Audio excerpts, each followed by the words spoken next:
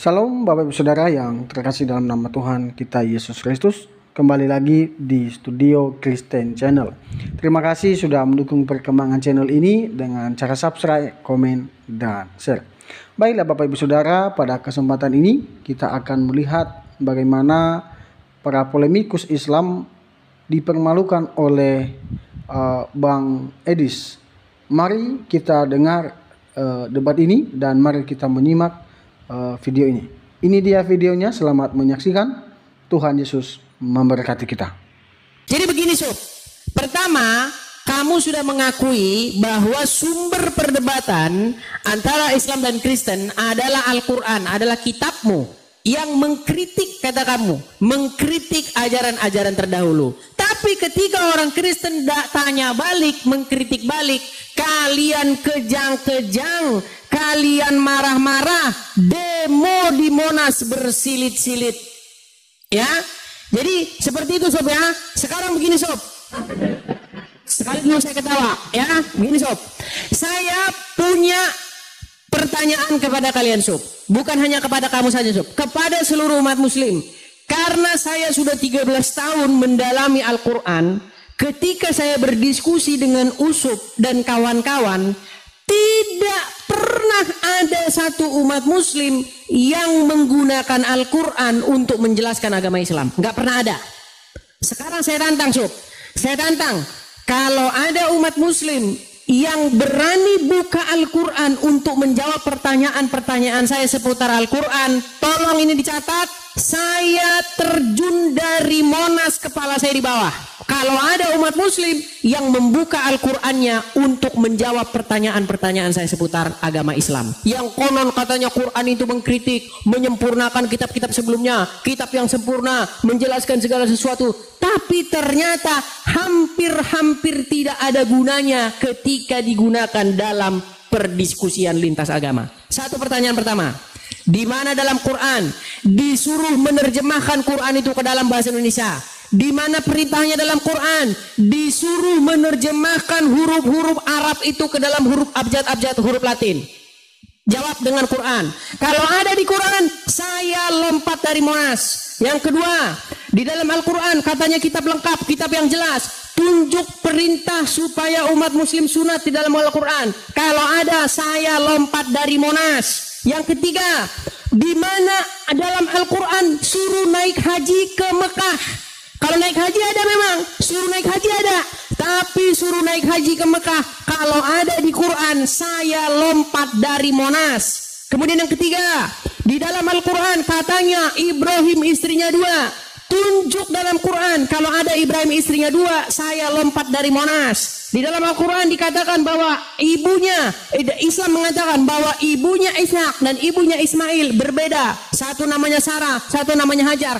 Kalau ada dalam Quran, saya lompat dari Monas. Kemudian yang ketiga, apalagi? Ya, udah 5 itu ya. Pokoknya 100. Saya bikin 100 pertanyaan kepada agama Islam. Kalau ada orang Islam yang menggunakan Qur'annya untuk menjawab, saya lompat dari Monas. Makanya Sob, saya bilang sama kamu Sob, Qur'anmu itu sebenarnya hampir tidak ada lagi gunanya sekarang. Kitab suci kalian itu bukan Qur'an. Kitab suci kalian itu adalah hadis, kitab-kitab fikih, kitab-kitab karangan ulama, kitab karangan sipulan, nggak ada. Nggak pernah Quran itu kalian gunakan. Coba, di antara 5 pertanyaan saya tadi, catat teman-teman, di antara 5 pertanyaan saya tadi, kalau Yusuf menggunakan Quran untuk menjawabnya, saya bersumpah akan lompat dari Monas dengan kepala saya di bawah. Kalau kamu menggunakan Quran untuk menjawab itu. Tapi ingat Sob, kalau jawab jangan diedit-edit, jangan ditambah-tambahi. Misalnya saya tanya sama kamu, Sob, di mana Quran perintah sunat? Kau baca, ikutilah milah Ibrahim. Sob, kalau ada di Quran Ibrahim sunat, saya terjun dari Monas. Nggak ada, tidak ada ceritanya dalam Quran dikatakan Ibrahim itu sunat. Nggak ada ceritanya. Bahkan kalau kalian baca riwayat-riwayat tentang sunatnya Muhammad, ada yang bilang Muhammad disunat Abdul Muthalib, ada yang bilang Muhammad disunat ketika sudah lahir, ada yang bilang Muhammad disunat malaikat. Apa 3 kali Muhammad sunat? Sampai kebingungan kalian untuk meriwayatkan Muhammad itu sudah sunat atau belum. Karena memang di dalam Al-Quran tidak pernah Allah memerintahkan Muhammad untuk sunat. Coba, dari sudut mana bahwasanya kamu mengatakan begini dan begitu, kecuali dari kitab karangan-karangan. Di dalam Quran mana bahwa rumah Allah itu di Mekah? Coba tunjuk dari Quran mana. Kalau ada rumah Allah di Mekah, saya terjun dari Monas. Silakan. Terima kasih teman-teman. Habis ini sudahan dia pasti ini. Sudah gemetar dia situ nih. Silakan. Oke. Jadi di sini ya 5 menit kagak ada lagi jawabannya, zong lagi, curhat lagi, malah nambah nanya. Kan kayak gitu ya. Jadi hanya menambah pertanyaan tanpa ada jawaban. Ya orang tahu berarti udah kualitas kamu tidak ada data dan tidak bisa menjawab. Zong semuanya 5 menit hanya curhat. Lah kau 5 menit hanya pengen lompat ke Monas, lompat dari Monas, ya udah lompat aja kau situ ya. 5 menit ngomongin mau lompat dari Monas, lompat aja situ, nggak ada urusan sama aku gitu ya. Terus pertanyaan kamu itu ya nggak perlu ku jawab, aku pun bisa tanya balik. Di mana di kitab Bible Yesus mengaku Allah? Di mana di kitab Bible Yesus mengatakan sembahlah aku? Di mana di Bible dalam bahasa Yunani ada kosakata Allah? Di mana di dalam Bible ada kosakata Rasul dalam bahasa Yunani? Terus di mana di dalam Bible Yesus mengatakan akulah Tuhan pencipta langit dan bumi? Kalau ada, aku lebih ngeri lompatnya dari menara Eiffel dengan cara terbalik kepala. Itu ya kalau ada gitu. Bisa. Aku bisa juga bikin kayak gitu. Itu bukan menjawab namanya. Itu namanya framing ya. Untuk apa? Menutupi ketidakmampuan kamu. Saya juga bisa seperti itu bikin dis ya. Makanya aku bilang dari tadi jawab jong pula ya teman-teman. Zong lagi gitu ya, zong lagi masalahnya. Jawabannya kagak ada. Terus dibilangnya, oh saya mengakui Al-Quran mengkritik. Ya betul ya. Yang dikritik itu kamu perlu tahu ya. Yang dikritik itu bukan Kristen tapi Yahudi. Sudah ku bilang di awal, Kristen penumpang gelap kagak dikenal. Ingat itu. Contoh yang dikritik Al-Quran ya di dalam An-Nisa 157. Yang dikritik Al-Quran adalah Yahudi. Ya, yang menangkap Nabi Isa. Bukan Kristen. Kristen kagak dikenal. Udah dibilang dari tadi Kristen kagak dikenal. Penumpang gelap. Ingat itu. Berapa kali udah aku bilang. Ya, kau aja puter-puter dari tadi. Ya, jadi dis ya. Nih ya, aku berharap ketika kamu bawa sebuah tema kepadaku di mana sumber perdebatan yang ada terjadi di Indonesia, ketika aku mengajukan sebuah argumen tapi kau tidak dapat menampilkan datanya dan hanya bacot doang, zong, framing, menyerang pribadi. Itu udah kebal bagiku ya, udah kebal ya. Tapi orang tahu kualitas kamu tidak bisa menjawab dengan baik dan dengan data. Artinya apa? Apa yang kusampaikan itu betul, tidak bisa dibantah oleh kamu sendiri. Ya, silakan kamu bantah ya. Kosakata Allah kamu bantah yang kuajukan tadi. Alkitab tadi kamu bantah ya. Terus kosakata Rasul tadi kamu bantah. Terus apalagi yang kuajukan kepada kamu, silakan kamu bantah semuanya. Orang dapat menonton, orang pintar berpikir ya disya. Orang pun juga berpikir dan mereka pintar para penonton itu untuk menilai. Bahkan lebih pintar daripada kamu untuk menilainya. Maka dari itu ketika kamu berdebat atau berdiskusi, agar tidak dibilang asumsi, usahakan samaku itu pakai data. Jangan kau kesana kemari ya. Aku itu pawangnya kamu ya. Kamu aja nggak nyadar. Makanya aku nggak pernah terikut dengan apa yang kau narasikan. Pernah aku ikut ketika aku mengajukan satu argumen dari awal, maka itu akan ku kejar sampai habis. Ingat kamu diskusi kita sebelumnya, ingat kan tentang masalah Al-Quran di mana Nabi Daud dikatakan berzina. Akhirnya kamu akui tidak ada. Udah beres, aku kagak akan pernah kejar kamu lagi gitu. Itu kamu jujur. Nah, kalau kamu mengakui, ya silakan kamu jujur kali ini bahwa perdebatan ini terjadi karena kitab Kristen mengambil istilah Islam dan kau akui, beres kita gitu. Gak perlu kau tampilkan data dan kau hanya cukup akui saja, ya beres semuanya, ya Dis ya gitu. Tapi kalau kau mau bantah silahkan tampilkan datanya, ya tampilkan datanya. Untuk masalah framing kamu, masalah sunat bla bla bla dan yang lainnya aku gampang itu jawabnya Dis. Ku bilang dalilnya ada di otakku semuanya, ya ada di otakku semuanya itu dalilnya yang kau pertanyakan. Jadi kau kagak usah dulu tanya masalah itu. Silakan ya, silakan kau jawab dulu tentang masalah sampulnya tadi. Ya kalau tidak bisa, aku satu kali putaran lagi. Mungkin kamu kusuruh tanggapi, habis itu tanggapan akhir dariku. Silakan ya, kalau seperti itu. Tolong tunjukkan datanya. Silakan. Baik teman-teman, si Usup sudah mewek-mewek dan ingin sudah menyudahi ya. Usup ingat, Yusuf ingin menyudahi acara ini karena dia sama sekali tidak bisa membantah apa yang saya katakan. Sup, jangan batuk-batuk terus Sup, jangan batuk-batuk, dibisukan. Baik, yang pertama tadi saya memberikan kepada dia 100 pertanyaan. Belum jalan. Oke baik. Baik, silakan, mana waktunya Sup? Batalin dulu. Waktunya. Mana waktunya Sup? Batalin dulu itu di tempat kamu itu. Batalin, kirim lagi ke aku, ayo. Bentar, sabar. Aku pencet atau kamu nih? Sudah saya. Ya udah. Dah. Ya, Roti terakhir ya. Wah, sudah minta roti terakhir kan? Ya jadi teman-teman ya. Ya kalau kamu nggak tunjukkan data. Ya oke lah. Baik, terakhir. Jadi begini ya teman-teman ya. Jadi seperti saya bilang, selama saya diskusi dengan orang-orang Islam, selama 13 tahun saya dalami Al-Quran, saya baca Al-Quran dari Al-Fatihah sampai Anas sampai Al-Fatihah, bolak-balik sampai lepas sampulnya. Saya memang tidak pernah menemukan ada orang Islam yang berdiskusi dengan saya menggunakan Al-Quran menjadi buku untuk menjawab pertanyaan-pertanyaannya. Makanya ada pertanyaan seperti ini, benarkah Quran sebagai kitab penjelas hanyalah gombal? Ternyata Yusuf PI membuktikan bahwa Quran hampir tidak ada gunanya untuk menjelaskan apa itu Islam.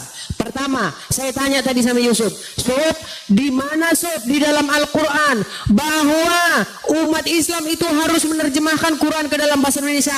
Tidak ada jawabannya. Bahwa Quran kitab yang menjelaskan segala sesuatu ternyata bagi Yusuf hanyalah hiasan. Kemudian yang kedua, Sob, di mana dalam Quran kamu sunat Sob? Iya saya sunat. Mana perintahnya untuk sunat dalam Quran? Kagak ada. Mana Ibrahim sunat dalam Al-Quran? Kagak ada. Istrinya Ibrahim dua dalam Quran? Kagak ada. Ibunya Ishak dan ibunya Yakub berbeda dalam Quran? Kagak ada. Semua yang diceritakan Yusuf tentang agama Islam sumbernya bukan dari sini nih. Bukan dari kitab ini. Sumbernya adalah dari kitab-kitab di luar sini. Makanya Yusuf, tolong ajukan kepada kementerian supaya negara merubah kitab suci kalian bukan lagi Al-Quran. Kenapa?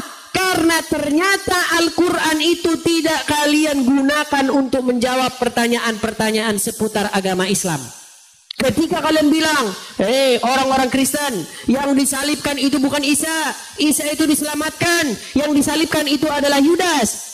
Di Quran mana tertulis seperti itu? Zong, tidak ada. Makanya saya bilang kitab suci kalian itu bukanlah Al-Quran Sob, tapi kitab suci kalian itu adalah omong-omong yang tidak tahu siapa sumbernya dari mana. Coba, di mana? Yang disalibkan itu adalah Yudas Iskariot. Mana? Dari mana? Tidak ada.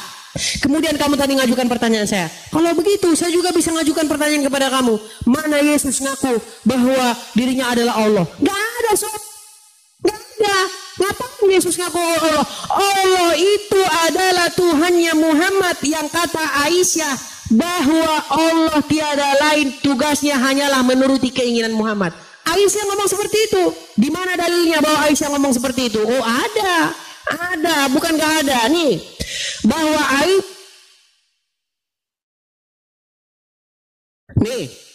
nih, di dalam Bukhari 4414 Aisyah berkata, ketika para wanita-wanita menyerahkan dirinya kepada Muhammad, apa kata Aisyah? Aisyah berkata, aku tidak melihat Tuhanmu, wahai Muhammad, Rabbmu, kecuali begitu sigap menuruti keinginanmu. Memang sob, bahwa Allah itu tugasnya menurut Aisyah adalah menuruti keinginan Muhammad. Makanya mustahil Yesus mengaku sebagai Allah. Nggak ada ceritanya. Coba baca Quran surat Al-Ahzab ayat 50 dan 51. Bagaimana di situ perempuan-perempuan boleh menyerahkan dirinya kepada Muhammad. Kalau Muhammad suka, maka Muhammad boleh menggauli mereka. Muhammad juga boleh menggauli wanita-wanita yang sudah diceraikan berdasarkan surat Al-Ahzab ayat 51. Ada. Lalu apa kata Aisyah? Demi Allah, saya tidak melihat Tuhanmu kecuali begitu sigap menuruti keinginanmu. Hadis riwayat Bukhari 4414. Ada dalilnya. Coba kalau kamu bertanya lagi kepada saya, mana di dalam bahasa Yunani ada kata Rasul? Tidak ada. Saya berani jawab. Semua yang kamu tanyakan pertanyaan kepada saya jawab pakai Bible. Tapi kalau ada satu saja pertanyaan saya, satu pertanyaan saya seputar agama Islam, kalau kau jawab pakai Quran, saya catat semua rekam. Saya terjun dari Monas kalau ada orang Islam yang ketika saya tanya tentang agama Islam dibuka Qurannya. Saya pastikan Quran tidak berguna bagi seorang Islam ketika saya bertanya kepada dia tentang Al-Quran. Terima kasih. Makasih bang. Silakan. Katanya sudah tadi sob, udah meninggal ini. Loh, kamu yang duluan bikin waktu, ya aku yang terakhir lah nanggapin. Baik, silakan sob. Ditanggapi dong sob ini sob. Ya silakan. Saya ambil air minum dulu sob ya. Udah haus saya sob. Nah, pencet dulu waktunya. Udah. Saya ambil air minum, sambil air minum, silakan. Oke, teman-teman semuanya, zong lagi kan kayak gitu edis dia pasti kayak gitu, zong lagi ya, nggak ada lagi datanya zong, pasti zong, udah nggak bakalan bisa dia jawab saya ya, dari awal saya kejar itu aja nggak bakalan bisa dia jawab ya. Lalu dia coba cari remis untuk menutupi ketidakmampuan dia menjawab argumen saya. Lalu bawa-bawa pertanyaan ini, pertanyaan itu, Al-Quran begini, Al-Quran begitu, Nabi begini, Nabi begitu. Ya, untuk apa? Untuk orang supaya lupa atas pertanyaan saya. Nggak bakalan ya. Saya sudah bilang, kalau saya berargumen, mengajukan satu pertanyaan, itu saya kejar sampai habis. Ya, kecuali dia mengaku atau dia menampilkan data. Kalaunya tidak ada data, tidak ada pengakuan, maka saya tidak akan bergeming ya. Terserah dia mau bahas apapun, orang bisa nilai. Oh, berarti orang ini nggak ada ilmunya ya. Dia tidak bisa menampilkan data, tidak bisa membantah argumen saya. Kan orang bisa nilai jadinya seperti itu ya. Zong lagi. Kalau untuk masalah Al-Quran, di mana Muslim itu ketika ditanyakan dia memakai Al-Qurannya, Des, Al-Quran itu ada di otakku ya Des ya, ada di otakku. Bahkan ku bisa terjemahkan kata per kata Quranku ya. Bukan seperti Bible-mu, satu ayat aja susah dihafal ya. Begitu. Al-Quran itu ada di dalam otakku ya. Bahkan aku tanpa kamus bisa menerjemahkannya. Ingat itu ya. Jadi aku perlu jawab pertanyaan kamu itu, nggak perlu ya. Kagak perlu sama sekali. Karena apa? Kamu saja tidak menjawab pertanyaanku dan kabur gitu. Kau mau pertanyaanmu dijawab olehku? Enak kali kau. Zong ya. Jadi Dis ya, agar ya nanti kalau ketemu aku lagi di lain waktu, kamu siapkan datanya. Jangan bikin malu umat Kristen. Ketika ditanyakan satu hal kamu kagak bisa jawab. Padahal ini adalah pertanyaan ecek-ecek. Kenapa aku bilang ecek-ecek ya? Di mana Kristen mengambil kosakata Allah? Adakah di dalam bahasa Yunaninya Allah? Kata kamu kagak ada. Terus adakah kosakata Yunaninya kosakata Rasul? Kata kamu nggak ada.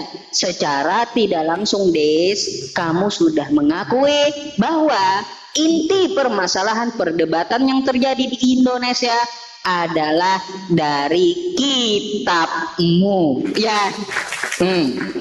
Dari kitabmu. Udah tahu bahasa aslinya nggak ada kosakata Allah. Udah tahu nggak ada bahasa aslinya kosakata Rasul. Udah tahu nggak ada bahasa aslinya Alkitab. Tapi Kristen Indonesia memakai kosakata tersebut. Artinya kau mengakui ya inti permasalahan yang terjadi saat ini adalah gara-gara Kristen memakai istilah Islam. Kau saja sudah akui tentang masalah itu kan? Coba kau pede sendiri gitu ya. Pede sendiri dengan keagamaan kamu. Makanya ku sarankan kepada kalian ya agar tidak kalah argumen denganku, siapkan data. Terus kalau bisa kalian itu biar tidak terjadi lagi perdebatan di Indonesia ini, pakai keagamaan kalian dengan pede. Ya, sekali lagi ku sampaikan itu. Silakan kalian pakai teos, mau diterjemahkan ke dalam bahasa Indonesianya Dewa, silakan. Ya, umat Islam gak mau tahu. Terus kalian mau pakai kosakata Evangelion, bukan Injil, terserah. Umat Islam gak mau tahu. Kalian mau namakan kitab kalian itu Biblos dari Yunani, ya dah terserah, umat Islam gak mau tahu. Yang penting kagak ambil kosakata Alkitab, ya itu saja. Artinya betul Edis di sini ya dia mengakui bahwa inti permasalahan itu adalah kosakata bahasa yang digunakan oleh pihak kekristenan. Maka dari itu teman-teman semuanya, mari kita serukan sebagai umat Islamnya, hapus kata Allah di Bible, hapus istilah-istilah Islam yang ada di kitab Edis. Allahu Akbar ya teman-teman semuanya. Ya, nanti saya harap Edis bisa menampilkan datanya biar orang bisa menilai Edis, bisa jawab argumen saya. Jadi cukup itu yang kusampaikan, Dis. Kurasa nggak ada lagi yang perlu dibahas gitu. Baik, ya. Baik. Terima kasih Sob. Intinya Yusuf lari dari pertanyaan-pertanyaan seputar agama Islam ketika masuk ke pembahasan. Terserah kau lah. Terserah kau. Terima kasih. Oke. Sampai ketemu. Sampai ketemu lagi. Baik ya teman-teman. Nah, makanya suruh teman-teman semuanya suruh belajar aja. Aduh, dari awal kejar datanya di mana datanya? Kau bisa bantah enggak? Al-Qur'an yang diserang di mana Al-Qur'an itu diterjemahkan dalam bahasa Indonesia? Mana dalilnya? Kagak nyambung sendiri dia, kagak nyambung. Kan kayak gitu. Terus ronde kedua malah curhat Edisnya, astagfirullah. Ada aja. Bapak Ibu semuanya itulah Edis ya. Kalau cara menghadapi dia, jangan terikut dengan narasi Edis, ikut narasi dia. Apa kan itu kejar sampai selesai, kejar, dia akan pusing sendiri ya. Kejar dari timur ke barat, dari selatan ke utara ya, dari musim rambutan sampai musim duren tuh ya, kejar aja pertanyaannya.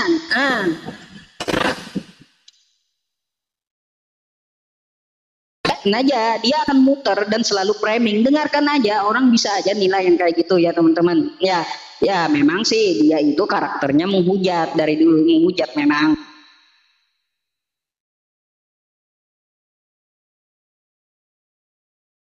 Saya hujat dari dulu. Saya mohon bantuannya untuk subscribe channel Yusuf PI ya, Yusuf PI Reaction. Nah di sini tadi kita, ini ada info penting untuk Anda nih ya, ada info penting untuk Anda. Al-Quran ya, Al-Quran di Nista diinjak kejadiannya di Polda Sumatera Utara, harus menangkap ya, kejadiannya di Medan lagi nih ya, di Sumatera Utara lagi, Kristen menginjak Al-Quran, ini baru saja terjadi ya. Nah, jadi ini nama channelnya Yusuf PI Reaction ya. Bapak Ibu semuanya bisa masuk ke ini, ke profil saya.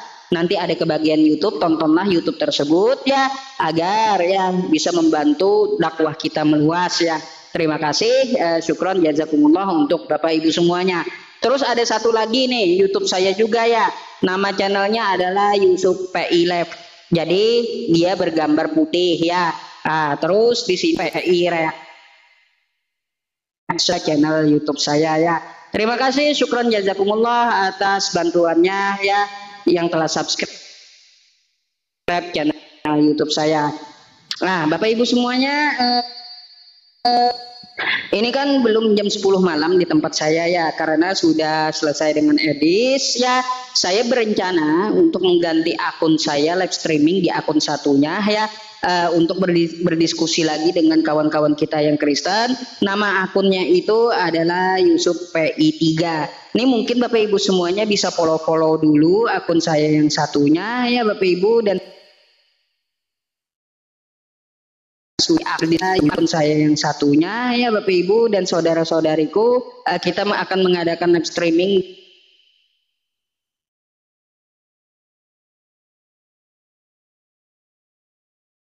adalah, untuk Ibu semuanya bisa follow dulu akun saya yang satunya ya Bapak Ibu dan saudara-saudariku, kita akan mengadakan live streaming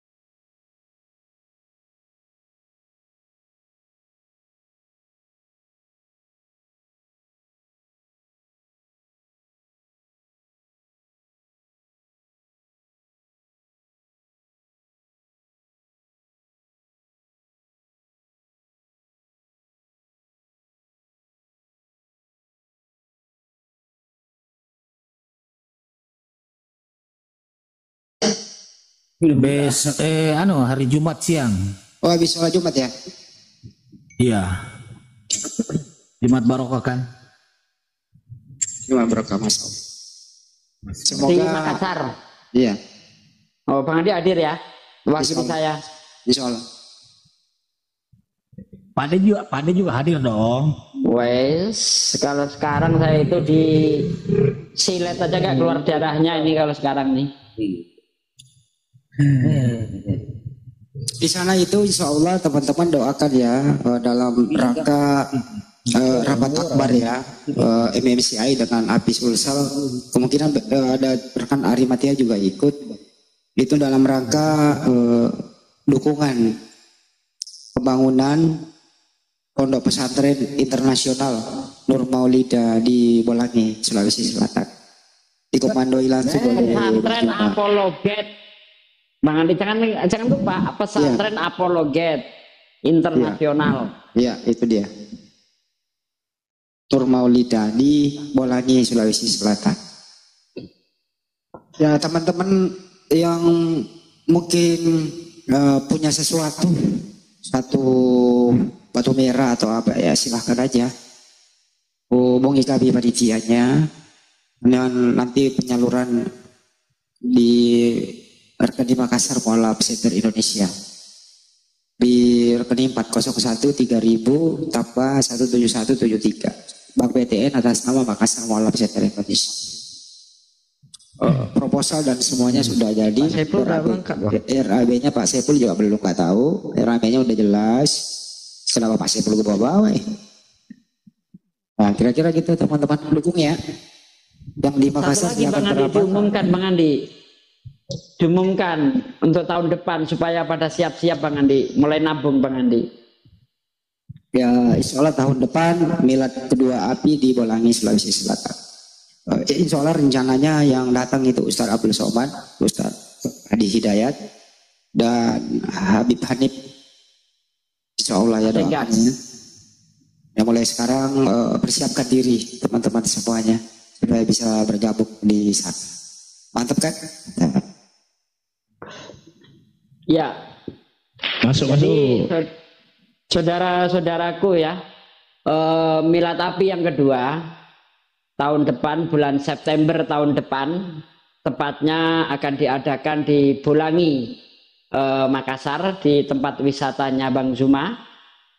Nah, di situ alhamdulillah akan dihadiri Ustadz Abdul Somad, Ustadz Hadi Hidayat, dan Ustadz Habib Hanif. Ya, Habib Hanif, menantu dari Habib Rizik Sihab. Dan alhamdulillah Ustadz Abdul Somad, beliau bertiga ya, itu sudah dikonfirmasi siap datang. Itu yang Ustadz Wafi. Ya, Ustadz Wafi sudah mengonfirmasi bahwa beliau bertiga siap datang. Maka dari itu untuk saudaraku sekalian yang mendengar ini, persiapkan diri Anda mulai sekarang, nabung 100-200 setiap bulannya. Insya Allah setahun ke depan sudah bisa digunakan untuk ongkos ke Makassar. Nah begitu ya, kita hadir, kita ramaikan milad api yang kedua. Walaupun masih setahun, tidak apa-apa, kita umumkan supaya ada persiapan begitu. Mudah-mudahan Allah memberikan kesehatan dan umur yang panjang, sehat-sehat selalu. Amin. Bertemu. Amin, amin, amin.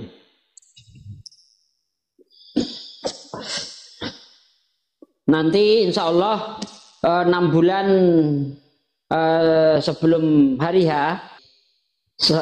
edarkan barternya dan sebagainya ya, terus syarat-syaratnya apa, insya Allah 6 bulan sebelumnya sudah disebarkan nanti. Nah, ini hanya sebatas pengumuman kecil saja supaya kita yang berminat untuk hadir segera dipersiapkan waktunya. Misalnya yang pegawai-pegawai jangan mengambil cuti dulu ya kan, ambil cuti pas ada kegiatan itu, kan keren tuh. Nah gitu maksudnya itu.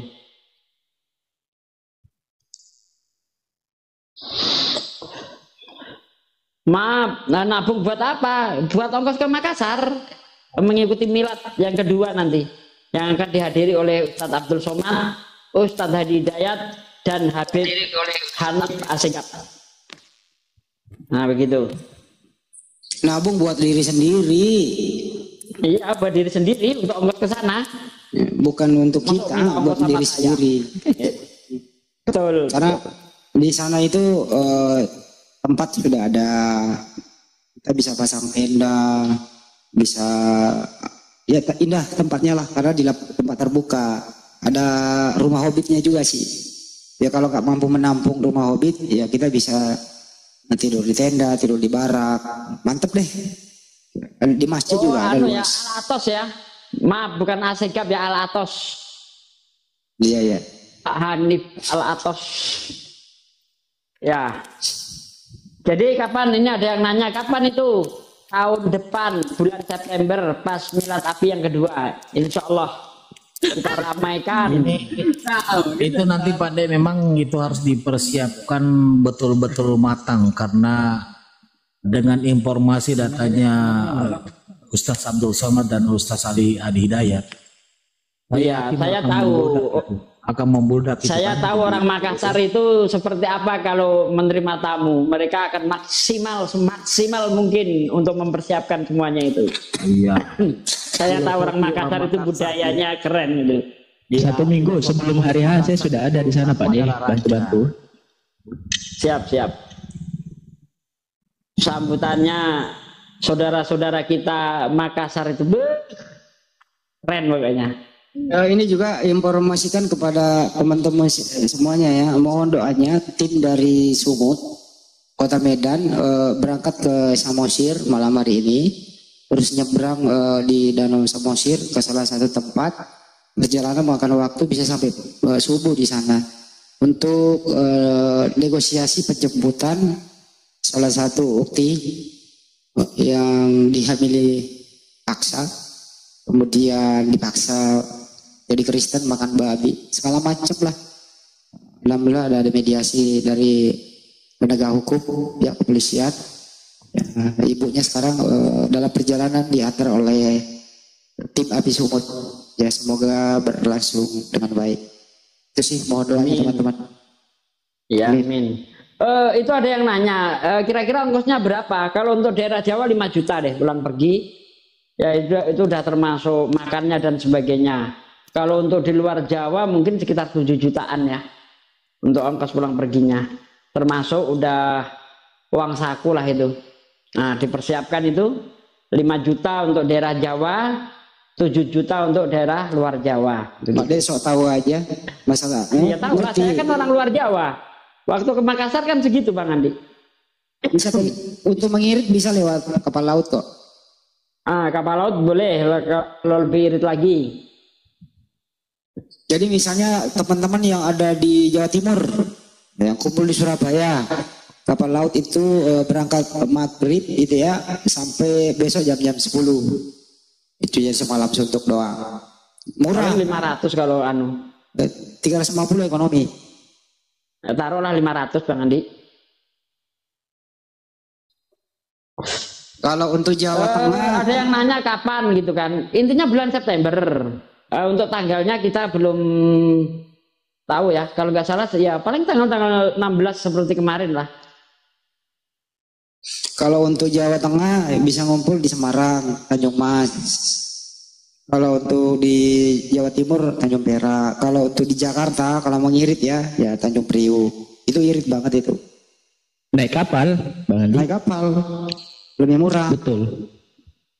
Yang domisili di Bandung ke Jakarta baru naik kapal.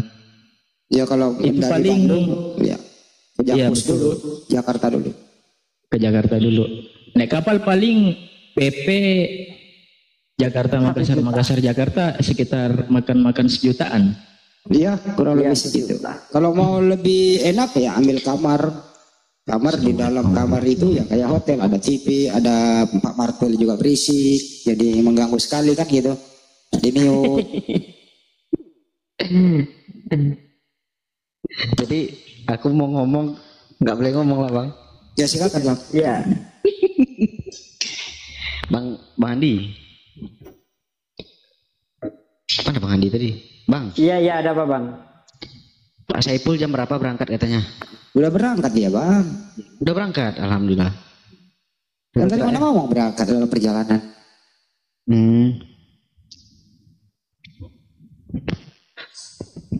Sudah berangkat. Berarti tapi dikawal kan katanya kan? Ya kan sudah ada suratnya dia bawa Bang.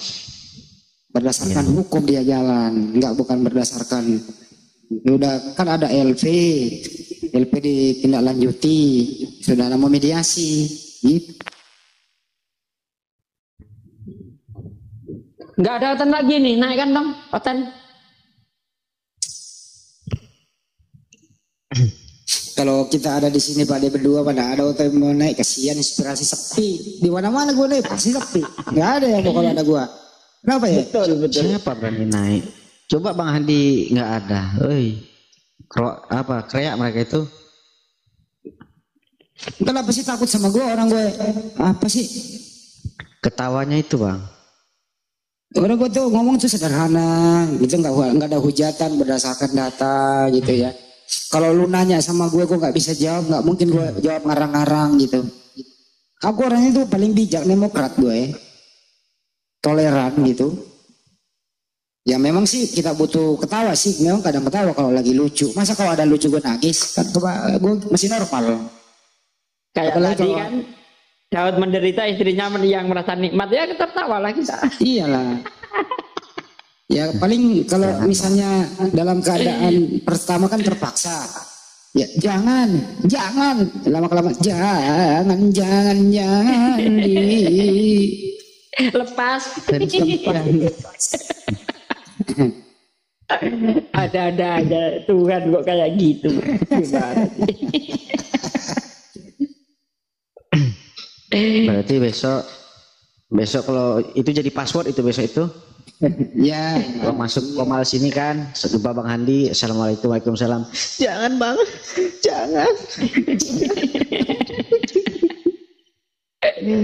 Aduh, orang suaminya yang selingkuh kok istrinya yang dipermalukan di tempat umum, gimana sih? Otak waras mana yang bisa terima, kecuali otaknya udah sedeng ya baru terima tuh. Oh, nggak apa-apa itu. tapi gini loh Pak De tadi udah masuk tuh warak. Siapa yang salah guys ya? Daud. Siapa yang dihukum guys ya? Daud. Siapa yang menghukum Daud? Tuhan. Siapa apanya Daud yang dihukum? Istrinya. Diapain istrinya Daud? Disetubuhi tempat umum. Halo. Yang menjadi salom, tunggu dulu saya belum selesai. Jadi yang menjadi udahlah nggak usah terusin, nggak enak ah. Salom silakan. Itu amaran kalau Daud tidak bertobat terus Baik. berzina dengan Mati satu tumbuh istri seribu. orang. Dengar dulu, itu amaran melalui sih ini Nabi Nathan. Kalau Ada. Daud terus berzina-zina dengan istri-istri orang, itu amaran yang harus ditanggungnya. Makanya Daud bertobat, maka tidak berlaku. Ngomong apa sih ini orang ini? Berapa botol? Ya, Berapa barusan? kamu Kata siapa?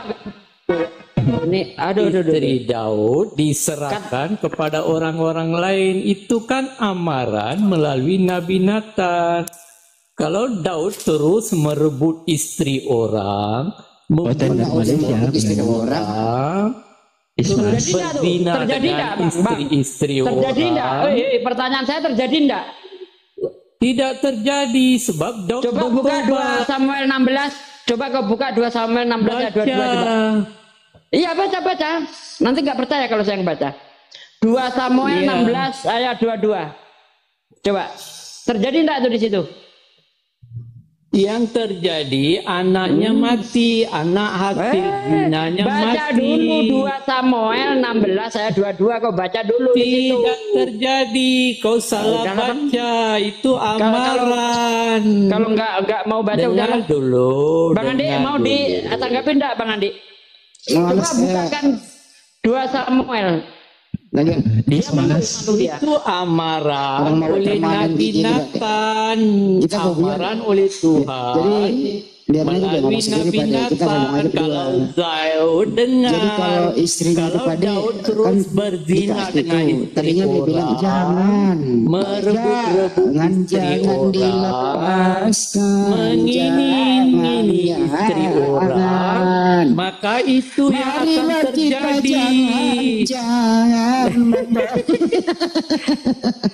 Orang kayak gini Habis nolongin aja. iblis Jangan ini, ada diskusi, Pak De. bilalah masa kau nih Daud mati yang lebih iblis. bersalah yang dihukum istrinya. Makanya tidak yang terjadi. Istrinya yang Betul. itu. Sebab Yang Daud lakinya yang salah, bertobat. istrinya yang korban. Bacalah dodol. Daud sudah bertobat, tidak berlaku. Istrinya yang dikorbankan, lakinya yang salah. Istrinya yang korban, lakinya yang salah. Diberikan kepada orang untuk diperut, perut. Kalau mengingini istri orang, istrinya yang merebut istri orang, berzina lakinya yang dengan istri salah, orang, istrinya yang membunuh korban. suami istri Lakinya orang, yang salah, maka itu yang akan istrinya yang berlaku. korban. Makanya Daud bertobat. Gunanya orang kayak gini dilayani. Tidak berlaku. Ini ngawur dia, ngawur terus ngawur ini penyesatan ini. Jadi jelas-jelas kalau kita lihat dari pasal 11 di situ Daud itu sudah ngambil istri orang. Makanya hukuman itu berlaku. Siapa istri yang diambil oleh Daud?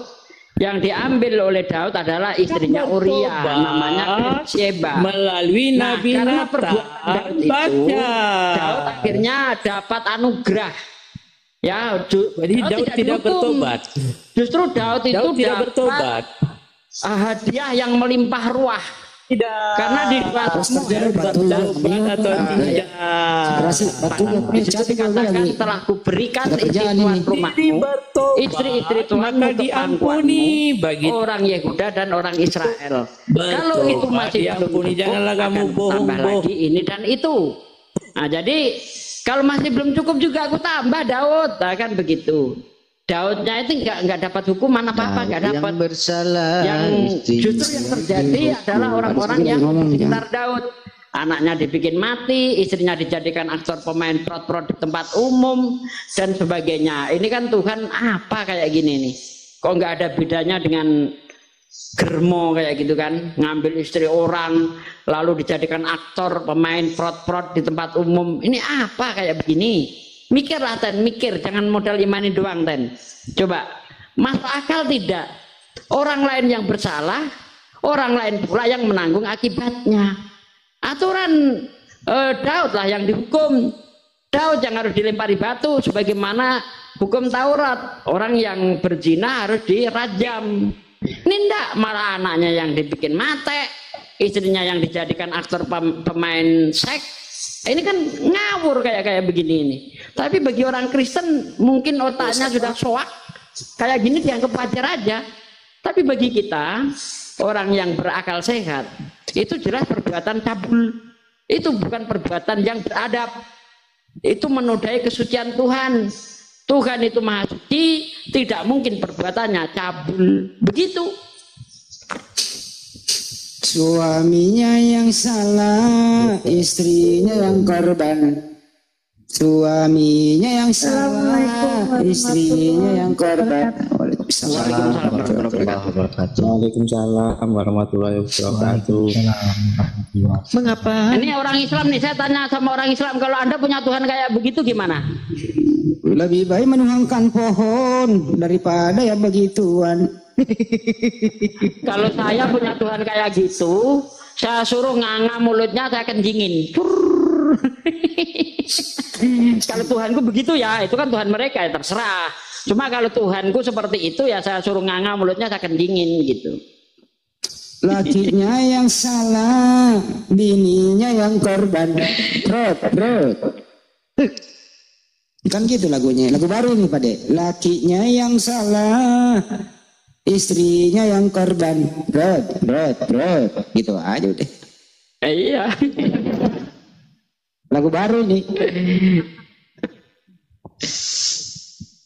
Assalamualaikum warahmatullahi wabarakatuh. Waalaikumsalam warahmatullahi wabarakatuh. Waalaikumsalam warahmatullahi wabarakatuh.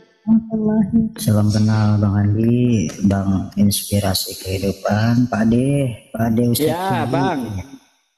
Apa kabarnya? Alhamdulillah sehat, Bang. Alhamdulillah sehat, Bang. Cuman yang satu nggak sehat, Bang. Ada yang nggak sehat nih. Pak Ade Sugi bolehkah bertanya? Boleh, Bang. Bang. Mau tanya apa, Bang? Mengenai harga tanah, Pak De. Saya punya kerabat Bang Andi, punya kerabat tapi sudah meninggal, tadinya Muslim. Ya kita doakan dulu lah kerabatnya yang udah meninggal. Bentar Bang Andi, belum selesai ceritanya. Coba terus. belum tahu ini, paling ujung-ujungnya murtad ke sana paling ya Bang. Silakan Bang. Iya, tadinya kan dia Muslim, terus nikah sama orang Papua sana, jadi murtad gitu, sampai meninggalnya. Nah, pertanyaan saya setiap sholat itu kirim Fatihah, hukumnya haram atau bagaimana ya Pak Ustaz? Haram, tidak boleh Bang. Haram, tidak boleh. Dalam surah di dalam Al-Quran itu jelas sekali ya. Tidak layak bagi Nabi dan orang-orang Muslim mendoakan orang-orang kafir, walaupun orang kafir itu sanak saudara mereka sendiri, karena Allah sudah menentukan tempatnya orang-orang kafir, yaitu di neraka Jahanam. Jadi bukan hanya sekedar haram, berdosa malah, karena melanggar peraturan. Tidak boleh, orang kafir tidak boleh didoakan. Yang sudah meninggal, yang masih hidup boleh. Ya, yang masih hidup boleh, tapi apa? Memohonkan hidayah. Tapi kalau sudah mati haram, tidak boleh. Karena Al-Quran menjelaskan innalladzina kafaru min ahlil kitabi wal musyrikina fi naril jahannam khalidina fiha ulaika hum syarrul bariyah. Orang-orang kafir dari ahli kitab dan orang-orang musyrik, mereka itu kekal di dalam neraka selama-lamanya dan termasuk seburuk-buruk makhluk. Jadi orang-orang kafir yang sudah meninggal itu lebih rendah daripada babi. Jadi untuk apa kita doakan? Nggak ada gunanya juga, sia-sia itu bang. Ya, mulai sekarang berhenti, nggak boleh didoakan. Walaupun itu bapakmu, istrimu sendiri, nggak boleh. Jadi mungkin jawaban saya itu akan menyakitkan ya, karena ya nggak masalah kalau itu dipandang menyakitkan, karena memang hukum itu tidak kenal perasaan. Katakan A, A, B, B, itu hukum bang.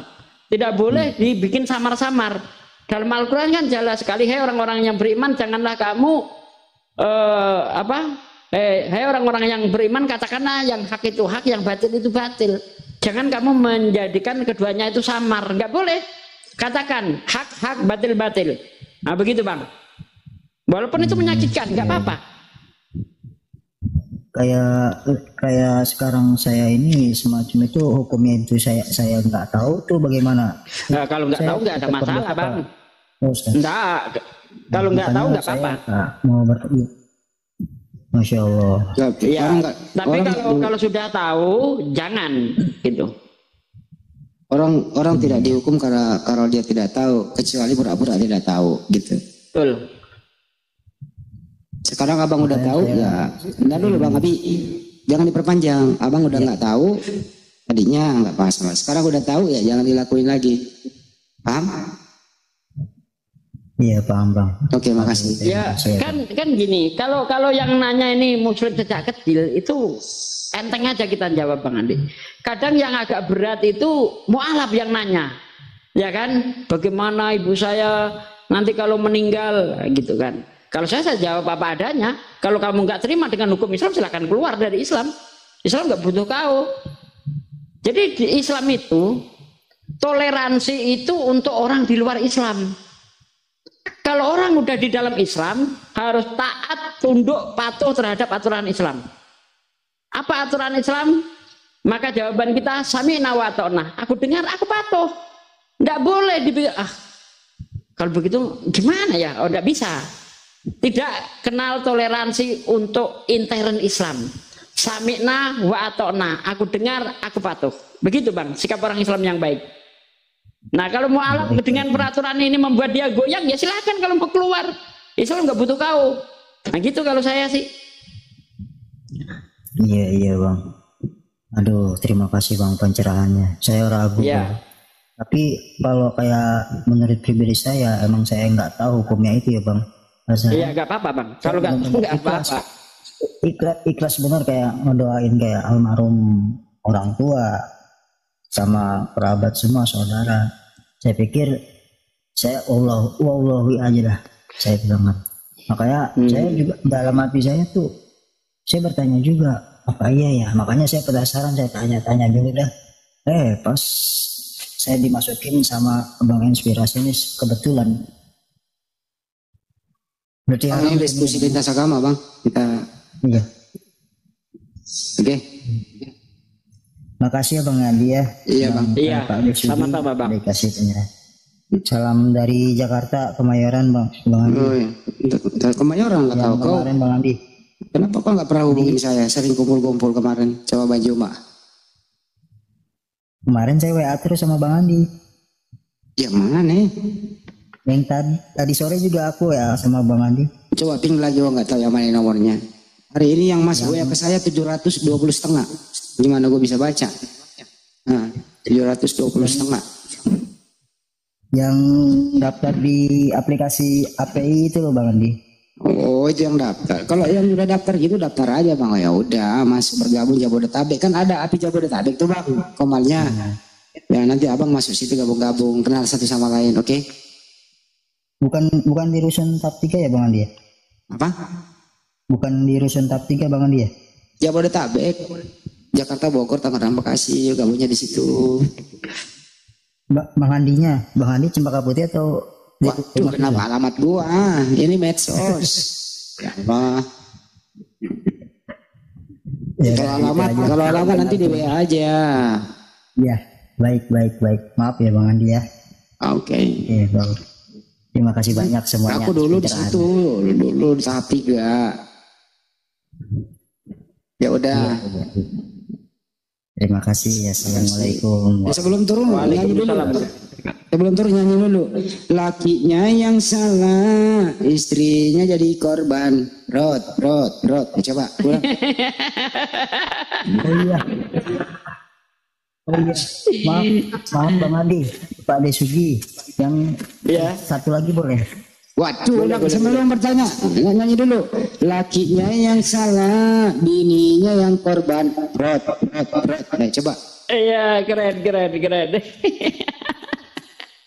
Setiap hari saya didoktrinin terus nyanyi rohani. Gimana tuh ya takutnya? Ya lu dengerin aja lagu dangdut. Gimana sih?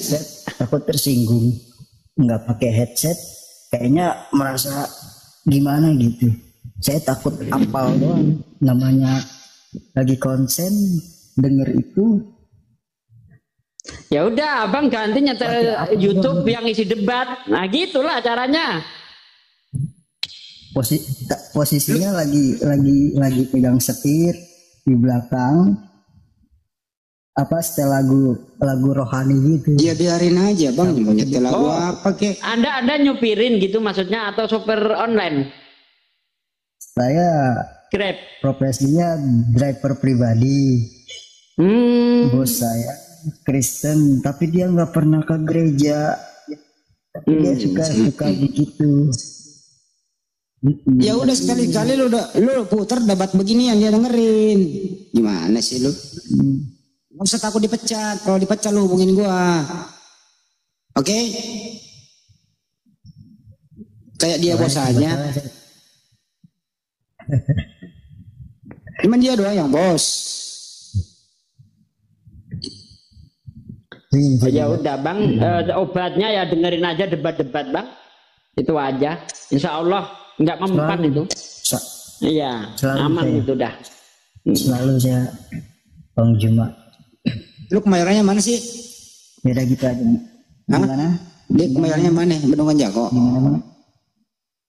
Kemayorannya di belakang tahap 3 Bang Andi. Belakang mana? Rumah susun tahap 3.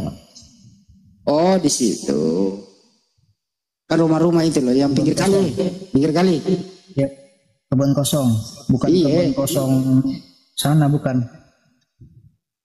Kebun kosong arah polsek. Ya, belakang polsek. Oh, iya paham kan pinggir kali kan itu. Iya, Pasar Galindra. Iya paham. Situ kan banyak bengkel-bengkel situ pinggir Madura. Iya. Ya udah. Terima kasih ya semuanya Bang Andi, Pak Desugi. Sehat-sehat selalu semuanya. Assalamualaikum warahmatullahi wabarakatuh. Waalaikumsalam warahmatullahi wabarakatuh. Sebelum turun nyanyi dulu. Lakinya yang salah, bininya yang korban. Rot. Coba. Waduh, gak bisa nyanyi dia. Gak benar lu. Ini lagu baru loh yang ciptaan gue nih.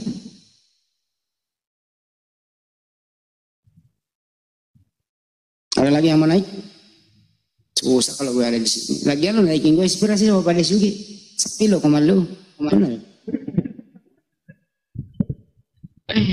Pas, nyanyi dulu Pas. Ada lagu baru Pas. Pas.